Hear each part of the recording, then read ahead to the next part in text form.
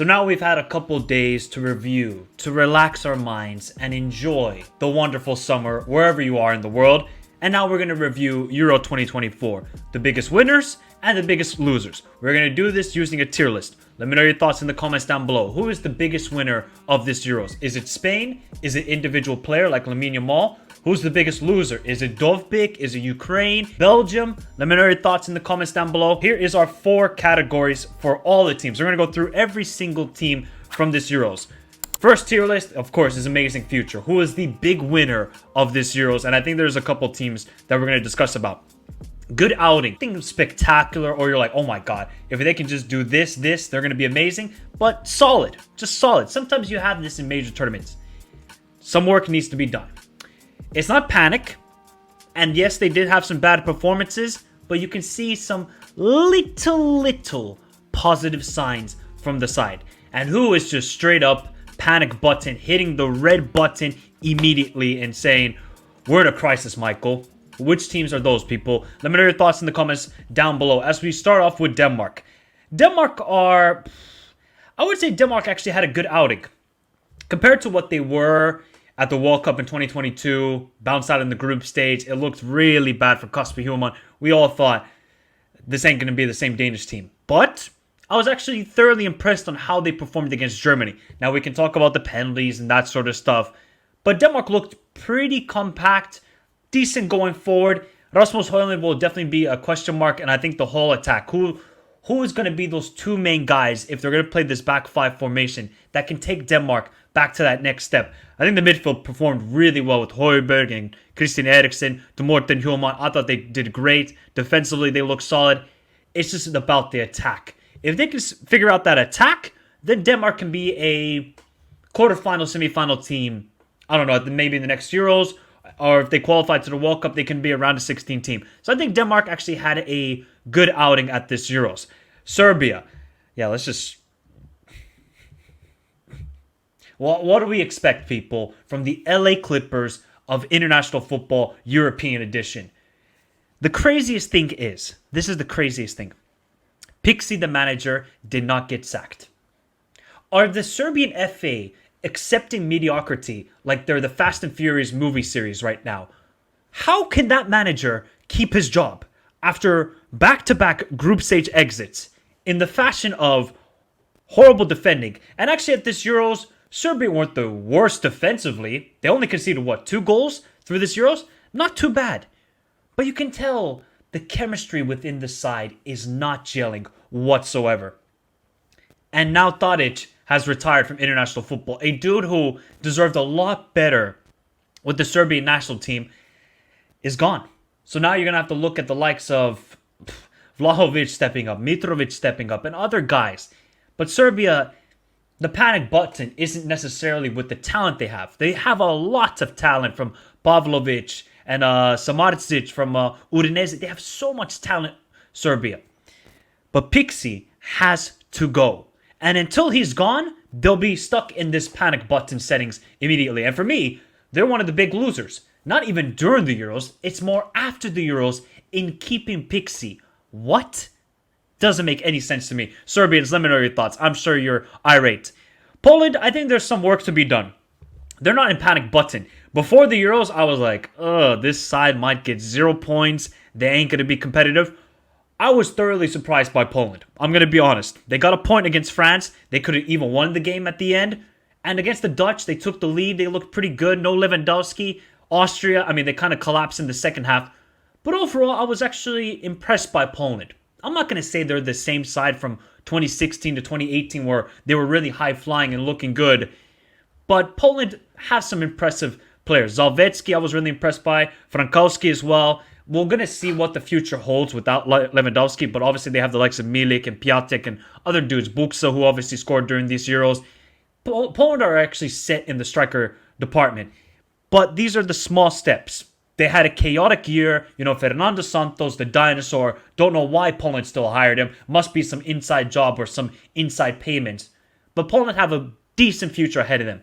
Can they qualify to the World Cup? They might be on that sort of buffer of maybe a playoff team, maybe direct, or maybe going out altogether. But Polish people, let me know your thoughts. Are you happy with your performances at the Euros? You're in a very tough group. We saw 2 teams from your group go to the semifinals, and Austria as well. I think Poland were handed a tough group and did pretty well. We got to be honest, they did pretty well. And their other team in that group, the Dutch. You got to put Dutch in the good outing. Do they have an amazing future? That's a tough one. Because Ronald Koeman needs to just figure out what his best 11 is. He needs to figure out that Joshua Zirkzee is alive and not being held in the same YouTube videos as Zealandism in some forgotten hotel somewhere, I don't know, somewhere in the world. Please start Zirkzee. And they need to figure out that right side. That's, I think, the biggest issue for the Dutch. Striker and right wing. I'm not worried at all with the center backs. Verbruggen, I thought, was great at this Euros. Dumfries, I thought, performed really well. Ake to Gakpo, and then their midfield. Even without De Jong and Koopmeiners, I thought Reinders to Schouten to Veerman, they all did well. And Xavi Simons really announced himself in the semi-final performance against England. So the Dutch, I think, did pretty well. Considering what my concerns were before the Euros, which was defensively, they can't be a liability, and we did see it at times in the European Championship, I still think they did a pretty decent performance, and they have a good outing, and they're one of the sort of small winners. Let's just say that, small winners, because if they can just fix the striker position, the right side of the attack, the Dutch will look good again. But it's down to Ronald Koeman, stop with the Memphis Depay experiment, and just play Joshua Zirkzee. The guy made the move to Man United. He's going to be a good striker. Then that will allow Gakpo to be better, allow Xavi Simons to be better. We'll see if Ronald Koeman does that ahead of the World Cup. But the Dutch, I think you guys are pretty happy. Look, obviously it's a bitter loss against England. You're a couple minutes away from going to extra time. Austria, is there work to be done? No. I don't think there is. No David Alaba, no Schlager, no Kalajic. I think Austria have a great future. Their main goal is to qualify for the World Cup. They have not played at a World Cup since 1998. And what we saw at this Euros is they are a very exciting team. They're going to concede goals, as it was evident against Turkey, against the Dutch, against France, Poland. They didn't keep a clean sheet. And I'm going to be honest, I don't expect them to keep a lot of clean sheets in the World Cup qualifiers either. But they are one of the most exciting teams to watch right now in international football. Ralf Rangnick has done a great job. And with a somewhat depleted team, they have an exciting future. What Austria just need to work on is just defensively, they have to be better. And also be more clinical. If they can fix those 2 things, I think Austria are pretty much a lock to qualify for the World Cup. And that is the main goal for this side and for the nation. And I'm sure a lot of Austrians, they were disappointed losing to Turkey. 2 set pieces. What can you do about it? There's the chance at the end of the game where they could have even equalized and go to extra time. But Austria can take a lot of positives. They are a team where every neutral will want to watch them right now. And that's because of Ralf Rangnick and the job he does. So I'm sure a lot of neutrals are hoping they qualify for the World Cup based on the football they showed us at this Euros. The Germans, I think they got an amazing future, if I'm going to be honest. Yeah, you could be saying, Michael, you're biased. Let me say this, right? They got the young talents. Wirtz and Musiala announced themselves at this Euros, especially Musiala. The guy was, I thought, special in almost every single game. He had some quiet moments. Every player is going to have their quiet moments, but it's what you do in the pressure moments. And Musiala, he stepped up. Same thing with Wirtz. I think they are a big winner. We have to remember where Germany were last year. They got thrashed by Japan, but they lost to Turkey at home. They were just collecting all the L's. You might have the mailman. The mailman for Germany was the L man, and they were just collecting all sorts of L. 2024 is definitely a positive year. I think there's a more united front with this side, and the fans back them. So heading into the World Cup in 2026, Nagelsmann, his biggest problem will be, what do I do without Toni Kroos? How can you replace a dude like Toni Kroos? It's very difficult because there isn't many Toni Krooses around, but I think Germany had a really positive tournament. They gave Spain the toughest game possible, and Spain won the tournament. Yeah, you can say Luis de la Fuente made those subs in-game that almost cost his team, but Germany, they pushed them. It was only just one small mistake. All it was going to take between those 2 sides, a one mistake, and they got punished. So for Germany, and I want to know your thoughts, Germans, are you positive with this national team? Are you critical of Nagelsmann still sticking with Kai Havertz? Those are going to be the question marks, I think, for Germany. But they got a positive future, people. This is the Germany we know. and they got some young talents coming through. Their under-17s just won the World Cup. I think they're in a great position. Germany now are here to stay. They might have had their banter era from 2018 to 2023, excuse me. But Germany now are back. And I think they're one of the big winners of this Euros. A team that's not such a big winner is Belgium. Oh my God. I don't know what to think of Tedesco. I don't know if this is just David Moyes in disguise or Sam Allardyce. But Tedesco, he was making all sorts of weird tactical changes, lineup changes. Look at Spain. Spain knew their best 11. And okay, if they got a key injury, they just replaced it with one player. Tedesco was trying this, Carrasco this, Bakayoko this, Doku this, Luka Bakio this, Trossard this. The guy had no clue what his best 11 was. And that was the downfall of Tedesco. I'm happy with the midfield and I'm happy with the attack. But it's more about just Tedesco. I think there's more questions about him now. Do you trust him if you're Belgium? Do you trust Tedesco? Because I wouldn't. After what the tactical subs, and we saw the reaction of KDB after the fans criticized them, if I was a fan, I would criticize them as well. After that performance against Ukraine, go win the game. What is there to lose? Oh, we're scared. We're going to finish second in the group. No, win the group. Scared of the moment. And I don't blame the fans for booing them. But it wasn't a great reaction from De Bruyne and the team not to sort of just say, hey guys, we effed up here. All right? We effed up here. We're going to move on. We're going to win the game. And against France, okay, yeah, they were decent defensively, but they didn't offer anything going forward. They had no tactical idea of how to go forward. So I think Belgium are one of the big losers of this Euros. Not because I expect them to win or make it to a semifinal. I didn't have that expectation. But it's just when you watch the performances, and they're in a group with Slovakia, Romania, and Ukraine. This is horrendous by Belgium. I think they're one of the big losers, and I think they're in a panic situation. Because if Tedesco doesn't know his best 11 right now, what do you think he's going to do in the World Cup if they make it there? Well, I think Belgium will still qualify to the World Cup. But do you trust Tedesco in 2026? I wouldn't. Slovakia, I would put them here. I would put them good outing. They made it to the knockout stage, first time in European Championship. No, sorry. Nope, that is wrong. They've made it before. They were going to win their first knockout stage game ever. And then England happened, and Bellingham happened. But Slovakia, if they just played first halves, maybe Slovakia would have won this Euros. Because every first half, they were cooking. Srans was amazing throughout this Euros. Harcelin on the other side was amazing through these Euros. The midfield, Lobotka, the guy was just prime Sirdov in the midfield. I mean, Slovakia played amazing football in the first half. I don't know what happens during halftime if they just hear Slovensko, Slovensko, hey. That's all they hear in the halftime. Because Slovakia in the second half, every single game were poor.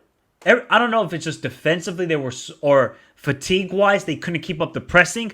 Because if you watch Slovakia every first half of almost every game, you're like, wow, this team are playing great football. High pressing, moving the ball well, playing out from the back. You're like, okay, Slovakia, we see you. You're a good team. But in the second half, they just faded away. But I think there are some positive signs. Srans, Harcelin looked good. Lobotka, my God, he was a monster. Vavro and Skriniar having really good tournaments. Now, they do have some old players in Kučka and Pekarik. But Slovakia should be very happy with this Euros. And they were so close to history for their nation. Let's move on to Romania. I would put them in this category, right? Romania had a good tournament. They were great in that first game against Ukraine 3-0. But maybe it's because Ukraine were such a poor team. As we saw, they went out of the group stage. If Romania can just find some good attackers, that's all they need. Defensively, they are solid. Because Dragozin is a beast. He could defend by himself. You don't need anybody else. Just put Dragozin and he can fight off any sort of conquerors that want to conquer Romania. That's how good of a defender he is. But the attack is lacking. Big time. I just don't see any sort of talents going forward. Like, they had some decent players. Like Koman, I actually was really impressed by in the first game.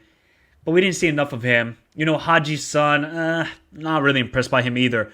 So Romania, they have maybe 50% of the team good. If they can just sort out the other 50%, Romania can be qualifying to the next World Cup, which would be their first World Cup appearance since when? 98? 94? So Romanians, you should be happy. This is your second time making it out of the group in the European Championship. Positive signs. You had a great night, or great day, excuse me, in Munich, beating Ukraine, obviously losing to the Dutch. Some people will call it controversial. They should have lost that game 5-0 based on the opportunities the Dutch had. But Romania, we need to get this attack going. If they don't, it's great winning games 1-0, 2-0, 1-0, 2-0. If you have one of the greatest defenders and defenses of all time, they have some good pieces. It's about now progressing much more as a team. Next up is France, right? They are for certain a team that needs to get some work done. The attack is just straight garbage. I don't know what to say about them. Mbappe to Dembele to Kolo Muani to Thuram to Griezmann, they all underperformed. Okay, we can give the injury tax to Mbappe. Cool. Griezmann, no show. Thuram, didn't work out. Kolo Muani, Dembele, great dribbling, nothing going forward. The defense is solid. The goalkeeper is solid. Got no complaints about that.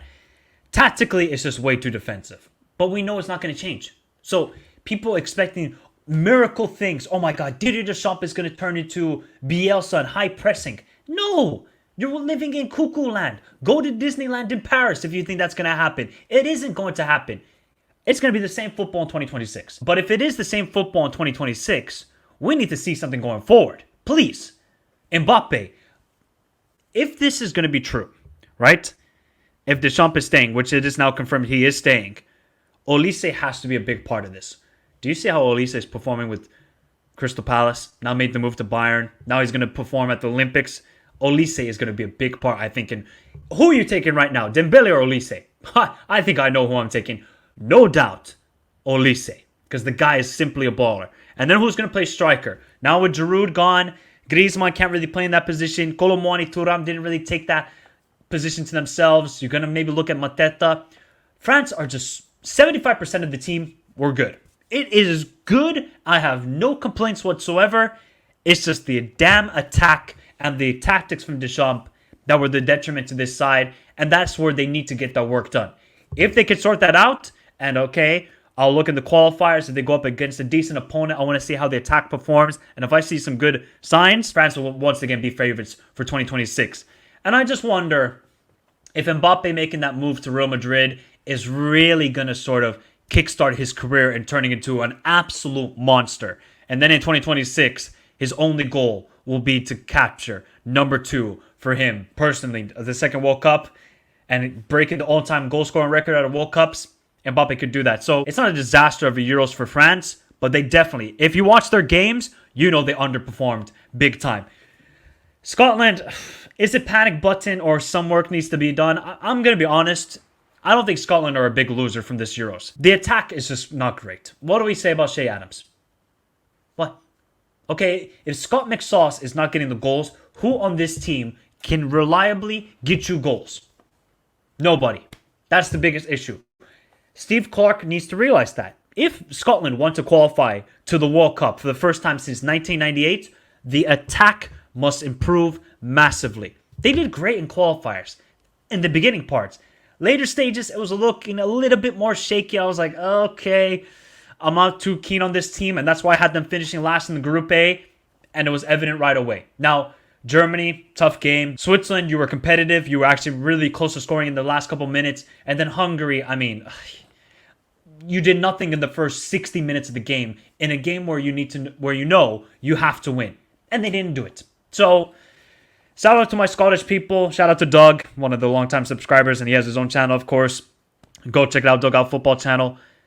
I think the Scots, they have a lot of work to do attacking-wise. This is now, it's good doing it in qualifiers. You're doing it against Georgia, Norway, who we know are just straight underperformers. But it's what you can do. Because Scotland will most likely make it to a playoff, I would imagine, for the World Cup qualifiers.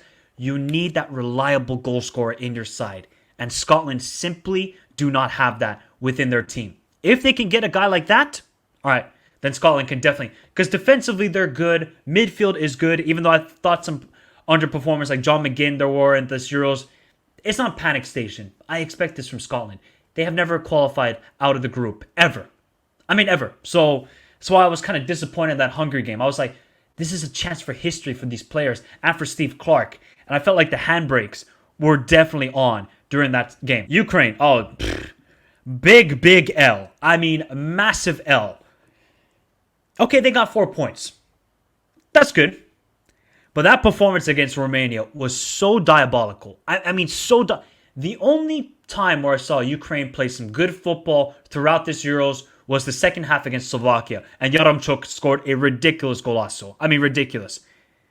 Rebrov just needs to go because the guy doesn't know his best team. Tactically, they don't know what they're doing, and they just looked unprepared for this Euros. That game against Romania, the side just looked like, oh, this is a friendly match. We're just here to chill out, kick the ball around, see what happens. It seemed like they didn't have that desire to perform at this Euros, and that's a big question mark. And now Shevchenko, who's the new president of the FA, he has to look at this side, and he has to look at Rebrov and the players and say, did you guys really want to be here? Huh? Did you really want to be here? Because that was diabolical from Ukraine. Now, look, they got the win. They got a point against Belgium, but overall throughout this Euros, I was super unimpressed and super disappointed in this Ukrainian team. I expected a lot better. And it is panic station because if you keep Rebrov, you're just going to have the same performances because the guy looks tactically clueless. Now we get to Turkey. These guys are definitely big winners. Big winners. Shout out to all my Turkish people. You guys are big winners. Because what we expect from Turkey is we don't know. Let's be honest, we don't know. It's like going to the slot machine.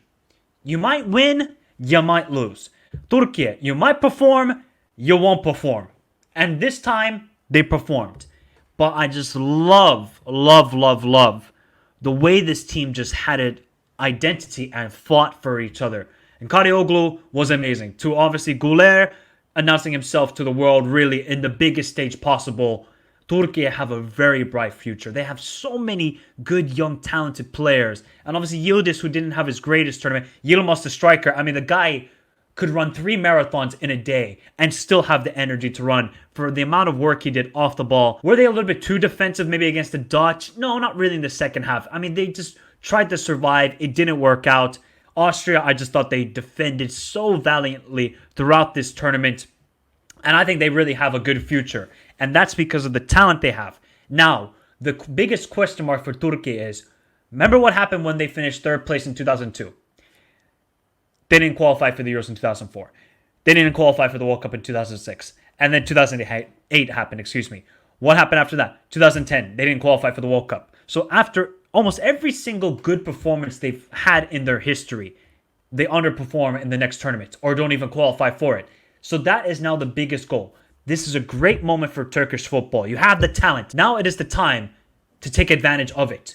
Or are you going to go back to 2021 Turkey? Which one is it going to be for Montella and these players? I think they got a bright future. I think they're big winners. Quarterfinal, pushing the Dutch to the brink in that game. They could have easily equalized it. They had 2 great opportunities. Turkey, big winners. Big winners. Georgia, good outing. I mean, come on, people. This is their debut. And they made it to the round of 16 and took the lead against Spain. But Georgians can be super proud of this side. Willy Sagnol can keep his head up high. I think Georgia really exceeded expectations. Okay, I had them out in the group stage. Some people had them in the round of 16. But it's more just the way they performed. And they gave us the game of the tournament against Turkey. Mikadauce, incredible performance throughout this Euros. Kvaratskhelia showing his true quality against Portugal. And Mamardashvili, I mean, the guy is just simply a beast. How a team like Bayern Munich or even Chelsea have not even signed this goalkeeper yet is ridiculous to me. The guy is an elite goalkeeper. Now the question will be for Georgians and for Georgia. Can they qualify for the next World Cup? That's the biggest, because this is a great moment. You have now made history for your nation. Can you take that extra step and make even more history? Can you do it in Iceland, right? Iceland, after they made the quarterfinals in 2016, which was their debut tournament, they qualified for the World Cup. Can Georgia do the same thing? It's tough because when you watch the qualifiers, they were so bad. I mean, so bad. You know, getting destroyed by Spain, Norway, Scotland. I mean, not destroyed, but they lost some of those games. Georgia have to improve their qualifiers. But with the spirit and the way they played and they have an identity, yeah, they don't keep a lot of possession. But when they counterattack, direct. And for their first tournament, I think it's a great outing and it's a good outing. It's not amazing, not big winners, but they're small winners. I think Georgians will definitely take that. Portugal. Just some work needs to be done. I wouldn't put them in good outing because I don't think they were diabolical compared to France, in my opinion. I think Portugal, over the Euros, performed better than France. But they have to fix the attack. They need to know, or actually Roberto Martinez needs to know, who is my best three in the attack? He doesn't even know. Okay, look, we all love Ronaldo. We love it. But does he need to move on? Does he need to understand that he needs to move on in order for this side to progress? Leao, hot and cold during this Euros. Good moments, really poor moments. And the right side, just give it to Conceição or Pedro Neto. Why does it always have to be Bernardo Silva? As you immediately when Bernardo Silva moved to the midfield against France, that's where you saw the true Bernardo Silva. But we didn't see enough of it. 2026, with the talent they have, the team, they should be one of the favorites for the World Cup. But it's going to come down to how can they play more fluid football. I think now it was a bit too Luis Enrique-esque. Side to side, side to side. There was no sort of risk-taking. It was way too safe, I think, from Roberto Martinez. And that's down to him because he has the talent, but he didn't use it.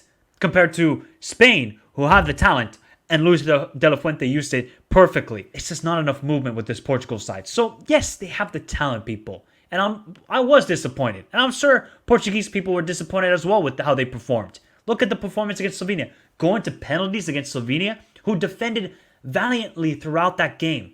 But it needs to be a lot better from Portugal. There is some small work to be done. Definitely. There is some work to be done. Czech Republic, were they a bit unfortunate during these Euros? I would say yes. Yes. Because Hasek, the manager, he was only there for 3 or 4 games before the tournament even started. You know, the heartbreaking loss against Portugal where they took the lead. Georgia, I mean, they had so many chances. And Mamardishvili was a monster in that game. And then the Turkey game, I mean, the referee was just horrible. Overall, I'm actually not disappointed by the Czechs. I think they had a decent outing. I wouldn't say good outing, but there is definitely work to be done. Because Patrick Schick had a quiet tournament. Hlosek had a quiet tournament. We did see good stuff from Suchek and Kufal. That's the thing. This Czech side are very young. One of the youngest teams at this Euros. So they got a bright future. They just need to work on a couple little things. I still don't, when I watch the Czechs play, I don't think to myself, yeah, they're going to qualify for the World Cup. No, not really need a miracle, but they'll need a sort of group of life in order to progress and qualify for the World Cup of 2026. But it's not panic. I think they performed well, and they could have even drawn against Turkey with 10 men. Oh no, Hungary. Oh, man. I'm so disappointed. I'm so disappointed by Marco Rossi and all the players. Because that game against Switzerland, that first half cost them the whole tournament. I don't think they were ever going to beat Germany. Maybe they could have got a point. But that first half against Switzerland, a game where there's so much hype, you've been playing such good football for the last couple of years, to perform like that, I thought Salai was really good throughout this Euro. So if you're actually Hungarian, would you say this was a massive L? Yes, because there's expectation now. This is not like, oh, we're back after many years of being so quiet throughout football. Well, remember us? Yeah, we're that team that had Puskás. No. Hungarians have now arrived in international football. When you beat England 4-0 away, that's a statement. But this Euros was a travesty. A disaster. I don't care what anybody says. Oh, Michael, did you expect them to make it to the quarterfinal? Yeah, I did. Yeah, because of how they were playing. So this team took a massive L. Marco Rossi took a massive L. And now it's about how do you bounce back. Now, Callum Styles didn't play throughout this tournament. I can understand that. Maybe we didn't see the best of Kerkez. I can understand that. It's still a bad tournament from the Hungarians. But they will know that. And now it's about how do you bounce back. Now, if you really want to bounce back, if you're Hungary, you need to qualify for your first World Cup since 1986. I can't believe it. It's been almost 40 years since the Hungarians have qualified to the World Cup. Oh boy. If they qualify, Budapest is going to shut down. England, good outing. Like, what can you cannot say amazing, big winners. No, it's a good outing from England. Obviously, Southgate is gone. We'll see who the new manager is. They got the talent. It's just now about finding the right tactical balance to see the best of these players. Because Foden, Kane, Bellingham, I think all underperformed. All of them. Saka, here and there, pretty good performance. Rice, decent. I thought Kobe Mino was great. Defensively, they looked pretty good, except for Kyle Walker. How does Kyle Walker get into the team of the tournament, people? How? Who did he pay? Let me know, people. Who did Kyle Walker pay to get into the team of the tournament? So there is some positive signs for England. They got the talent. They still made it to a final, playing some horrible football. You can say lucky draw, all this sort of stuff. But now they're going to get a new manager. Compared to France, who are going to still stick with the same old dinosaur Barney football, at least England can see some positive, saying, if we can just pick the right guy who can play the good attacking football, England can go far at the next World Cup. Hands down, because they got the talent. And we saw that talent drag them out of many games throughout this Euros, and it was still a good outing. I'm not going to put them as some work needs to be done to a finalist. No. Switzerland, same thing. Good outing. Murayakin, I'm shocked. Going to put my hands up. I am shocked at how well this team did. Ndoye, I'm a big fan. Big fan of Ndoye. Mbolo coming back from injury, doing really well.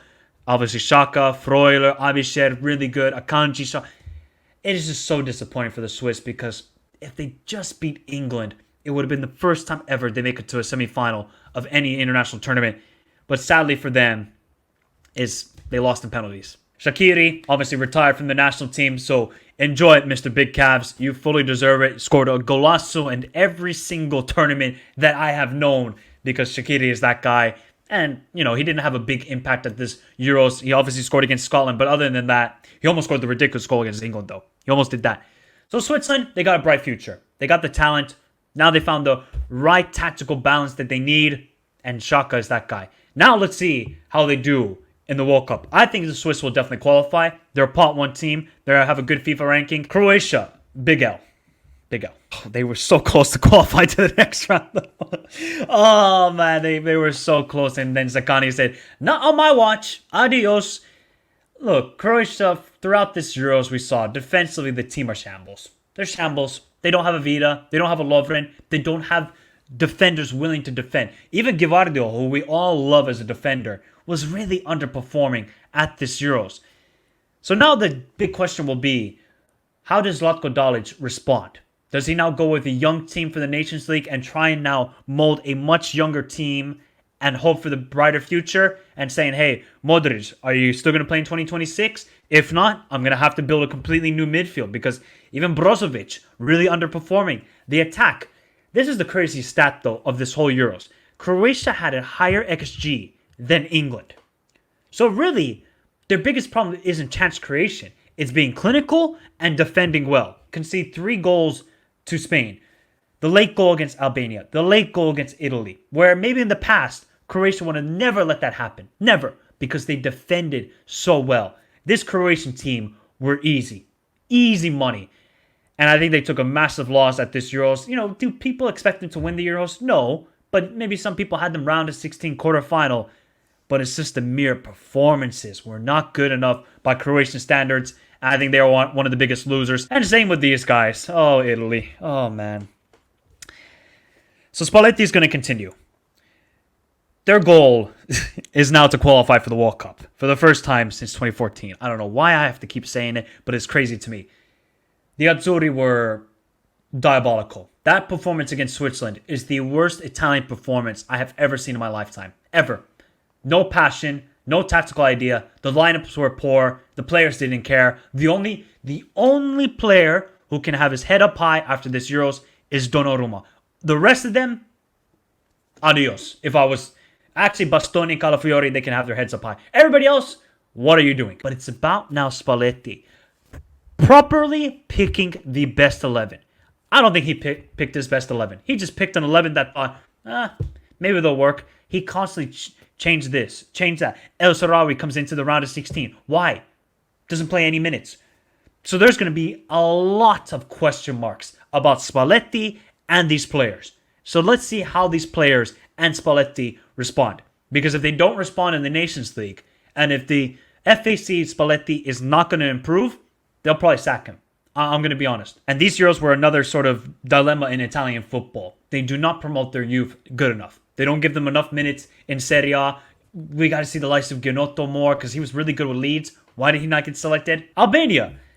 Some work needs to be done, but in a tough group that they were in, only lost 1-0 to Spain, even though Spain fielded a B team. Got the late equalizer against Croatia. They could have easily equalized it late against Italy. I think Albania had a positive tournament. I just wish in some of the games they were more daring to go attack because it was too safe. Once they got that first goal against Italy, they just said, we're going to defend. You can't do that.